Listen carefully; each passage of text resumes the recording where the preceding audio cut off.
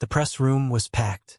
Khloe had never seen so many cameras, so many recording devices, so many hungry eyes all focused on one spot. The podium at the front of the room stood empty, waiting. A microphone gleamed under harsh lights. Behind it, a backdrop with the Glover Industries logo repeated in elegant script. "Breathe," James murmured beside her, his hand firm on her lower back as they waited in the wings. "They're going to ask intrusive questions. Ignore them. I'll handle everything. What if I mess up? What if I say the wrong thing? You won't speak. You'll stand beside me, smile when appropriate, and let me control the narrative." His gray eyes locked on hers. "Can you do that?" She wanted to say no, wanted to run. But the article was already out there, spreading across social media like wildfire. The damage was done. This was the only way to contain it. "Yes," she whispered. "Good girl." The words sent an inappropriate shiver down her spine.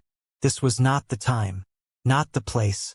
Victoria appeared, adjusting Khloe's dress one final time. "They're ready for you. Remember, you're in love. You're happy.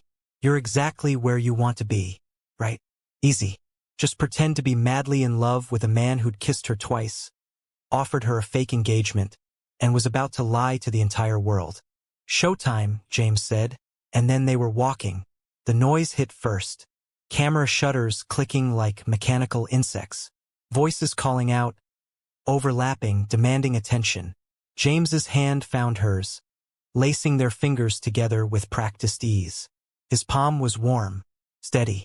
While her entire body trembled, he was completely calm. They took their positions at the podium. James's thumb stroked the back of her hand, a gesture that looked affectionate but felt like a reminder. "Stay calm. Follow my lead. Trust me. Thank you all for coming on short notice," James began, his voice carrying easily over the crowd. "I'm sure you've all seen the article published this morning. Rather than let speculation run wild, I thought it best to address the situation directly." A dozen hands shot up. James ignored them. "The photograph you've seen shows me with Khloe Parker, a talented member of our marketing team. What the article failed to mention, because they didn't bother to verify their story, is that Khloe isn't just an employee." He looked down at her, and his expression was so tender it made her chest ache. "She's my fiancée." The room exploded. Questions fired from every direction, loud and aggressive. James held up a hand, waiting for silence. When it came, it was grudging. "We've been dating for 3 months, he continued, the lie smooth as silk. "We kept it private out of respect for her career and concern about how a relationship between a CEO and a junior employee might be perceived. But recent events have forced us to be more transparent." "Mr. Glover," a woman in the front row stood. "Isn't this a clear conflict of interest? How can Miss Parker advance on merit when she's sleeping with the boss?" Khloe's face burned. James's hand tightened on hers. "Miss Parker's work speaks for itself," he said, his voice turning cold. "She's been assigned to a major campaign based solely on the quality of her ideas and her strategic thinking. Our personal relationship has no bearing on her professional capabilities." "When's the wedding?" someone else called out. "We haven't set a date. We're focused on enjoying our engagement." "How did you meet?" "At the company. She impressed me during a presentation." "Did you pursue her? Or did she pursue you?" That question made James's jaw tighten. "Our relationship developed naturally over time." Next question. "Is there a prenuptial agreement in place?" "That's none of your business." "What do Miss Parker's colleagues think about this?" For the first time, James looked at her. A silent prompt. "This one you can answer." Khloe leaned toward the microphone, her voice shaking slightly. "My colleagues have been supportive. They understand that personal and professional lives sometimes intersect, especially in demanding work environments." It wasn't entirely a lie. She hadn't actually told any of her colleagues yet. But they would be supportive. Probably. Maybe. "One more question," James said, clearly ready to end this. "Mr. Glover." A man in the back stood. Khloe recognized him, Jeremy Chun, from the city's most aggressive tabloid. There are rumors that Miss Parker was called to your office yesterday morning for disciplinary action. That this engagement is a cover-up for a harassment situation. Would you care to comment? The room went silent. Every camera focused on them. Waiting. James's expression didn't change. Those rumors are categorically false and dangerously irresponsible. Miss Parker was called to my office to discuss a campaign proposal. We're engaged because we love each other, not because of any professional misconduct. His voice dropped, turning lethal. And anyone who prints otherwise will hear from my legal team. It should have sounded like a threat. Instead, it sounded like protection. Thank you all, James said, already guiding Khloe away from the podium. No further questions. They walked out through a side door, into a quiet hallway where the noise faded to a dull roar behind them. Khloe's legs nearly gave out. I've got you, James said, his arm around her waist again. You did well. I barely said anything. Exactly. You were perfect. They took a private elevator to his office. The moment the doors closed, Khloe sagged against the wall. That was horrifying. That was necessary. James loosened his tie, the first sign of tension he'd shown. Chen's question was planted. Someone wants this story to blow up into something worse. Who? I have suspicions, but I need proof before I act. He looked at her, really looked at her. Are you okay? Was she? Her entire life had just been turned inside out. By tomorrow morning, her face would be on every gossip site and news outlet. Her family would see the photos. Her friends would have questions she couldn't answer truthfully. And she'd have to maintain this lie for 6 months while living with a man who made her feel things she absolutely shouldn't. I'm fine, she lied. James saw through it. No, you're not. But you will be. He pulled out his phone, typing quickly. Victoria is arranging for your belongings to be moved to my penthouse this afternoon. You'll stay there tonight. Reality crashed over her. Tonight? Already? The media will be watching your apartment. Photographers will camp outside. You're not safe there anymore. His expression was grim. Welcome to my world, Miss Parker. Khloe, she said suddenly. If we're engaged, you should probably call me Khloe. Something flickered in his eyes. Khloe, he repeated, her name sounding different in his voice. Intimate. And you'll call me James. Not Mr. Glover. Not Sir. James. We established that this morning. In private, yes. But now it needs to be consistent. In public, in private, everywhere. We need to sell this completely. He moved closer, and she caught that scent again. Expensive cologne and something uniquely him. Starting now. What do you mean? I mean we practice. Being affectionate. Being comfortable with each other. Right now, we're strangers playing a role. We need to become convincing. Her pulse quickened. How do we do that? We spend time together. We learn each other's habits, preferences, tells. His hand came up, tucking a strand of hair behind her ear.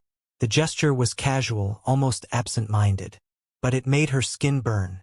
We make this real enough that even we almost believe it. That sounds dangerous. It is. His thumb traced her jawline. But necessary. Can you do it? She should say no. Should establish boundaries, maintain distance, protect herself from whatever this was building between them. Yes, she whispered instead. His eyes darkened. Good, because starting today you're mine. At least as far as the world is concerned. The possessive word should have bothered her. Instead, it sent heat pooling low in her stomach. We should get back to work, Khloe said, needing to break the tension. The Lux campaign can wait until tomorrow. Today you're moving in, getting settled, learning to navigate your new reality. He checked his watch. My driver will take you home in an hour. Pack what you need. Victoria will handle the rest. I don't need Victoria to pack my things. You need to not be seen loading boxes into a car while photographers document everything. His tone brooked no argument. Let my people handle the logistics. You focus on being ready. Ready for what? Tonight. Dinner with my mother. Khloe's stomach dropped. You're what? You didn't think we could announce an engagement without telling our families, did you? A hint of amusement crossed his face. My mother saw the press conference. She's demanded to meet you immediately. We're having dinner at her estate at 7. James, I can't. I'm not prepared. You'll be fine. My mother is formidable, but she's not cruel. He paused. Usually, that's not reassuring. It's not meant to be. It's meant to be honest. He moved to his desk, already shifting back into CEO mode. Wear something elegant but not too formal. My mother values authenticity over expensive labels. I don't have anything elegant. I'm a marketing assistant. Not. You're my fiancé now. Victoria will provide appropriate clothing. He looked up, and his expression softened slightly. Khloe, breathe. This is going to be overwhelming for a while, but I'll be with you every step. You're not doing this alone. The words should have been comforting. Instead, they highlighted how much her life had just changed. How dependent she'd become on a man she barely knew. I need air, she said suddenly. I need to think. Take 30 minutes. There's a private terrace on this floor. Through that door. He gestured to a door she hadn't noticed before. No cameras. No people. Just space. She practically ran for it. The terrace was a revelation. Plants everywhere, carefully maintained despite being 29 floors up. A small seating area with comfortable furniture. And the view. God, the view. The entire city spread out below like a living map. Khloe collapsed onto a chair and finally let herself process everything. 24 hours ago, she'd been nobody. Now she was James Glover's fiancée. At least publicly. Her phone was probably exploding with messages. Her parents were probably panicking. Christina was definitely losing her mind. She pulled out her phone. 63 missed calls. Over 200 texts. And that was just in the last hour. Christina. Oh my God. Christina. Oh my God. Christina. KHLOE, answer your phone. Christina, you're engaged? Christina. T.O. James Glover? Christina. I'm coming over right now. Her mother. Sweetheart, call me. I just saw the news. Why didn't you tell us? Her father. Khloe? Who is this man? We need to talk immediately. Tyler from work. Holy shit. Holy shit. Is this real? Margaret, my office. First thing tomorrow morning. We have a lot to discuss. The messages kept coming. Questions. Congratulations. Suspicions. Shock? She couldn't answer them. Not truthfully. Not when the truth was that this was all a carefully constructed lie to save both their reputations. Instead, she texted Christina. I'm okay. I know this is sudden. I'll explain everything tonight. And her mother. I'm sorry I didn't tell you sooner. Everything happened so fast. Can we talk tomorrow? Generic. Safe. Buying time to figure out how to maintain this lie with the people who knew her best. The terrace door opened. James stepped out, 2 coffee cups in his hands. Thought you might need this, he said, offering her one. She took it gratefully. How did you know how I take my coffee? I pay attention. He sat across from her, his long legs stretched out. Without the formal setting, without the cameras and the performance, he looked almost normal. Just a man having coffee on a terrace. Your phone has been going off constantly. Family? Everyone. My roommate thinks I've lost my mind. My parents want to meet you immediately. My coworkers are probably placing bets on how long this lasts. Let them bet. We'll prove them wrong. He sipped his coffee. What did you tell your family? That we'll talk tomorrow. I don't know what to say to them. The truth. Or at least our version of it. His eyes found hers. We met through work. The attraction was immediate, but we kept it professional initially. It developed over time. We kept it quiet to avoid complications. The relationship became serious, I proposed, and here we are. That's a lot of lying to my parents. It's omitting certain details. Not quite the same thing. But his expression suggested he understood the distinction wasn't as clear as he made it sound. They'll want to meet me, probably soon. My dad is going to interrogate you. I've faced hostile boards and aggressive investors. I think I can handle one protective father. You don't know my dad. A small smile. Then it should be interesting. They sat in comfortable silence for a moment. The city noise was distant up here, muted by height and carefully designed acoustics. Khloe found herself studying him. The way he held his coffee cup. The slight tension in his shoulders that never quite disappeared. The way his eyes tracked movement even when he seemed relaxed. "What are you thinking?" he asked, catching her staring. "That I don't know anything about you. Not really. But I'm supposed to be marrying you. What do you want to know?" "Everything. Favorites, habits, history. Things a fiancé would know." James considered this. "All right, practical question. What side of the bed do you sleep on?" She blinked at the sudden shift. "Left." "Why?" "Because you're moving into my penthouse tonight. These details matter." He pulled out his phone, opening a notes app. "Allergies. Shellfish. You?" "None." "Morning person or night owl?" "Neither. I'm a deadline person. I sleep when the work is done." He smiled at that. "Me too." "Favorite food?" "Italian. But good Italian. Not chain restaurant pasta. There's a place in Little Italy. Bruno's. I'll take you there next week. We need to be seen on dates." He continued the rapid-fire questions. "Coffee order?" "Latte with oat milk and 1 sugar." "I know. I meant your backup order when they're out of oat milk." "How do you know they're sometimes out of?" She stopped. "You've been watching me. I've been observant. There's a difference." But he didn't deny it. "You have a tell when you're frustrated. You bite your bottom lip. And you tap your pen exactly 3 times when you're thinking through a problem." The fact that he'd noticed such small details was both flattering and unsettling. "What else have you noticed?" "That you're ambitious but not ruthless. Smart but sometimes doubt yourself. Brave when it matters, even when you're terrified." His gray eyes held hers. "And that you're the only person in this building who's looked me in the eye and told me I was wrong. Is that why you kissed me? Because I challenged you?" The question hung between them, too honest for their supposed professional arrangement.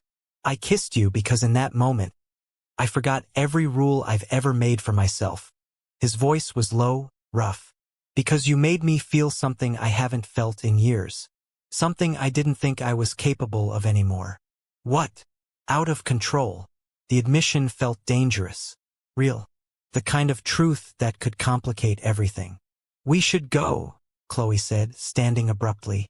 "If I'm meeting your mother tonight, I need to prepare." James stood too, blocking her path. "One more thing. My mother is perceptive. She'll look for cracks in our story. So when we're with her, we need to be completely convincing." "Meaning?" "Meaning I'll touch you, hold your hand, put my arm around you, act like a man who's in love." His hand came up, cupping her face. "And you'll do the same. Look at me like I matter, like this is real." Her heart hammered against her ribs. "What if I can't?" "You can. You're a better actress than you think." His thumb brushed her cheekbone. "Or maybe it won't require that much acting." Before she could respond, he released her and headed for the door. "Victoria's waiting in my office. She'll take you home to pack. The car will bring you back to my place at 6. That gives you an hour to settle in before we leave for dinner." Khloe followed him inside, her mind spinning. This was happening. Really happening. In a few hours, she'd be living in James Glover's penthouse. Meeting his mother. Pretending to be madly in love with a man who admitted he kissed her because she made him lose control. Victoria was indeed waiting, efficient as always. "Miss Parker. Ready?" "No. But let's go anyway." The drive to her apartment felt surreal. Khloe stared out the window, watching the city slide past, and tried to memorize this moment. The last time she'd be just Khloe Parker, anonymous marketing assistant. After tonight, she'd be James Glover's fiancée, public figure, someone people would recognize. Her apartment building looked the same as always, slightly shabby, comfortably worn. But there were 3 photographers waiting outside. "Back in trance," Victoria said smoothly, redirecting the driver. They slipped in through the service entrance, avoiding the cameras. Christina was waiting inside their apartment, pacing. Finally, she grabbed Khloe's arms. What is happening? You're engaged? To James Glover? How? When? Why didn't you tell me? It's complicated. Then uncomplicate it. Khloe glanced at Victoria, who was already efficiently assessing the apartment, probably cataloging what needed to be packed. Can you give us a minute? Khloe asked. Victoria nodded. I'll start in your bedroom. 20 minutes, Miss Parker. Once they were alone, Christina pulled Khloe onto the couch. Talk. Now. I can't tell you everything. Try. Khloe took a breath. The lie came easier than she expected. It happened fast. We've been seeing each other quietly for a while. Things got serious. He proposed. The photo leaked before we could make a proper announcement. Christina studied her face. You're leaving something out. I'm leaving a lot out. But I need you to trust me. This is real. The lie tasted bitter. He's amazing, Chris. Complicated and intense and sometimes infuriating. But he sees me. Really sees me. That part, at least, was true. And you love him? Did she? Could she? They barely knew each other. But when James looked at her, when he touched her, when he admitted she made him lose control. I'm falling, Khloe said carefully. Hard. Not a lie. Not quite the truth. Something in between. Christina hugged her fiercely. Then I'm happy for you. Even if this is insane and terrifying and you're moving in with a billionaire after knowing him for like 5 minutes. When you put it that way, it sounds crazy. Because it is crazy. But you've always played it safe. Maybe it's time for crazy. If only she knew how crazy this really was. Victoria returned with suitcases. Time to pack, Miss Parker. The next 20 minutes blurred. Clothes, toiletries, essentials. Victoria moved with practiced efficiency, selecting items Khloe would have overlooked. You'll need professional attire for work, casual clothes for home, evening wear for events. Don't worry about gaps. We'll fill them. I can't afford. Mr. Glover's accounts will cover everything. You're his fiancée now. Appearances matter, right? Because this was all about appearances. By 5:30, Khloe was in the car heading toward James's penthouse. The building was in the city's most exclusive district, the kind of place she'd walked past 100 times without imagining she'd ever enter. The lobby alone was intimidating. Marble floors, modern art installations, a concierge who looked like he could double as a fashion model. Miss Parker, he greeted her by name. Welcome. Mr. Glover is expecting you. Top floor. Of course. Top floor. Where else would a billionaire CEO live? The elevator required a special key card. The ride up was smooth and silent. When the doors opened, they opened directly into the penthouse. Khloe stepped out and stopped breathing.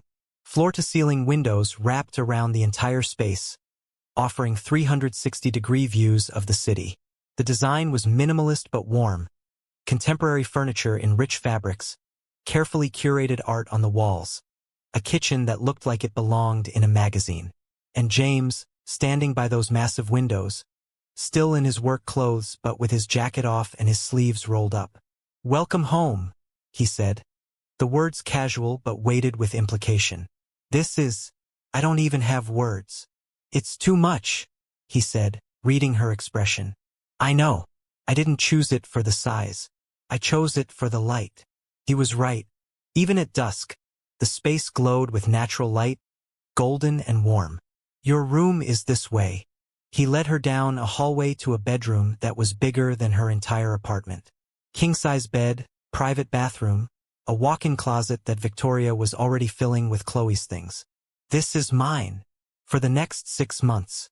Or longer if we extend the arrangement. He leaned against the doorframe. My room is at the other end of the hall. We have separate spaces. But in public areas, living room, kitchen, anywhere visible from outside, we act like a couple. Meaning I might walk around in pajama pants. You might wear my shirts. We look comfortable with each other. Like we share a life. The image of wearing his shirt sent an unwelcome flutter through her stomach. Understood. You have 45 minutes to get ready for dinner. Wear something your mother would approve of, elegant, modest, showing respect. My mother is traditional in some ways, modern in others. She'll test you. Don't let her intimidate you. Does she intimidate you? A rare, genuine smile. Constantly. She's the only person who can. After he left, Khloe explored the closet. Victoria had included several new pieces, designer labels Khloe recognized but had never owned. She chose a deep green dress that hit just below the knee. Elegant. Professional. Not trying too hard. She was applying minimal makeup when her phone rang. Her mother. Khloe answered. Mom. Khloe Elizabeth Parker. You're engaged and I had to find out from the internet. I know. I'm sorry. Everything happened so fast. How fast? Who is this man? When do we meet him? His name is James Glover. He's the CEO of Glover Industries. I looked him up. He's 15 years older than you. 12 years. And age doesn't matter when. When what? When you barely know him. Sweetheart, I love you. But this seems rushed. Are you sure about this? No, not even a little bit. I'm sure, Mom. He's amazing. And I know it seems fast. But when you know. The cliché made her want to cringe. But her mother seemed to accept it.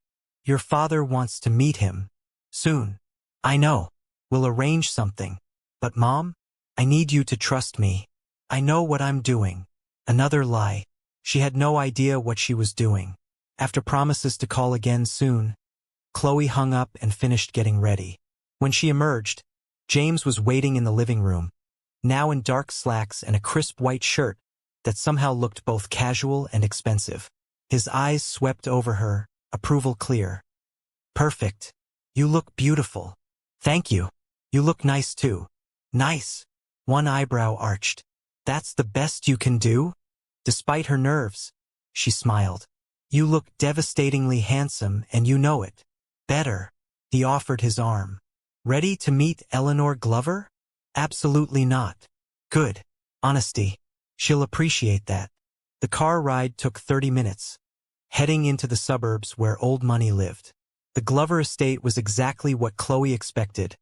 Sprawling, elegant, intimidating. Manicured gardens, a circular driveway, a house that was more mansion than home. Breathe, James murmured as they approached the door. You faced hostile board meetings and press conferences. This is just dinner. With your terrifying mother. She's not terrifying. She's just particular. The door opened before they could knock. A woman in her early 60s stood there, tall, elegant, with sharp eyes that immediately assessed Khloe from head to toe. She had James's bone structure, his intensity, but with warmth he usually kept hidden. James, she said, her voice cultured and cool. Then, to Khloe, so you're the girl who's captured my son's attention. Come in. Let's see what you're made of. Not nice to meet you. Not congratulations. Just a challenge, delivered with a smile. James's hand found Khloe's, squeezing gently. Showtime. The interior was as impressive as the exterior. Antique furniture mixed with modern art, fresh flowers everywhere. The kind of understated luxury that came from old money and excellent taste. They were led to a dining room where the table was already set. 3 places, intimate despite the formal setting. Sit, Eleanor commanded, taking the head of the table. James pulled out Khloe's chair, his hand lingering on her shoulder. A gesture of affection and support. A staff member appeared with wine. Eleanor waited until everyone was served before speaking. So, Khloe Parker. She sipped her wine, eyes never leaving Khloe's face. Tell me how you managed to make my son forget his rule about workplace relationships. Direct. No preamble. Just a knife aimed straight at the weakest point in their story. Khloe met her gaze. I didn't manage anything, Mrs. Glover. I wasn't trying to catch anyone's attention. I was trying to do my job. And yet here you are, engaged to the CEO after, what was it, James? 3 months. We've known each other for 8 months. James interjected smoothly. We've been dating for 8 months and you never mentioned her. Eleanor's tone was sharp. That's unusual. You tell me about business developments, major decisions, personnel changes. But not about the woman you supposedly love enough to marry. I was protecting her, James said, his voice firm. You know how vicious the gossip can be. I wanted to be sure before exposing her to that world. Sure of what? Her feelings? Your feelings? Or her ability to handle being a Glover? The name carried weight, legacy, expectations. All of the above, Khloe said, surprising herself. Mrs. Glover, I understand your skepticism. If my daughter suddenly announced she was marrying her boss after a few months, I'd be concerned too. But I'm not after James's money or his name. I'm a marketing assistant who made a good presentation and caught his attention. Everything that's happened since has been unexpected, but real. The lies were getting easier. Too easy. Eleanor studied her for a long moment. Then, surprisingly, she smiled. You have spine. Good. James needs someone who won't let him steamroll them. She turned to her son. She's better than the last one. There was no last one, James said tightly. Victoria Hastings. 3 years ago. You dated for 6 months before you realized she was more interested in your portfolio than your personality. James's jaw tightened. This is different. I hope so. Eleanor's attention returned to Khloe. Tell me about yourself. Family, education, aspirations. I want to know who's joining this family. For the next hour, Khloe navigated the most intense interrogation of her life. Eleanor asked about everything: her childhood in the suburbs, her state school education, her career goals, her relationship with her parents, her hobbies, her politics, even her views on children. James intervened occasionally, steering the conversation away from dangerous territory. His hand found Khloe's under the table, fingers interlacing. A reminder, we're in this together. By the time dessert arrived, Eleanor seemed satisfied, or at least less hostile. One last question, she said as coffee was served. What do you love about my son? The question hung in the air, heavy, complicated, because Khloe couldn't say the truth, that this was fake, that she barely knew him, that they'd constructed this entire relationship to avoid a scandal. So she said something else, something that felt dangerously close to truth. He sees potential in people and pushes them to reach it. He's demanding because he knows what they're capable of, even when they don't. He's brilliant and intimidating and sometimes infuriating. But underneath all that control, there's someone who cares deeply, even if he doesn't always show it. And when he looks at me, she glanced at James, finding those gray eyes fixed on her. I feel like I'm the only person in the world who matters. Silence fell. Eleanor's expression was unreadable. James's hand tightened on hers. Well, Eleanor said finally, that's either the truth or you're an exceptional actress. She stood. Time will tell which. James, a word in private before you leave. James followed his mother from the room, leaving Khloe alone with her racing heart and the unsettling realization that everything she just said about James felt real. Dangerously, complicatedly real. When they returned 10 minutes later, James's expression was carefully neutral. Eleanor's was thoughtful. Khloe, Eleanor said, offering her hand. Welcome to the family. Provisionally. Provisionally. I'll be watching. If you hurt my son, you'll answer to me. But if you make him happy, truly happy, you'll find I can be an excellent ally. She kissed James's cheek. Don't mess this up. In the car afterward, Khloe finally exhaled. That was brutal, James finished. But you handled it perfectly. She likes you. She said provisionally. That's as close to approval as she gets on first meeting. He looked at her in the dim light of the car. What you said in there, about why you love me, was any of that true? The question was dangerous. Honest answer could expose her growing feelings. Dishonest answer could hurt him. Some of it, she said carefully. The parts about you being brilliant and demanding and seeing potential in people. That's all true. And the part about being the only person in the world who matters when I look at you? Her breath caught. That's complicated. Complicated how? Because sometimes, when you look at me, I forget this is fake. And that's dangerous for both of us. The confession hung between them. James's hand found hers again, his thumb tracing circles on her palm.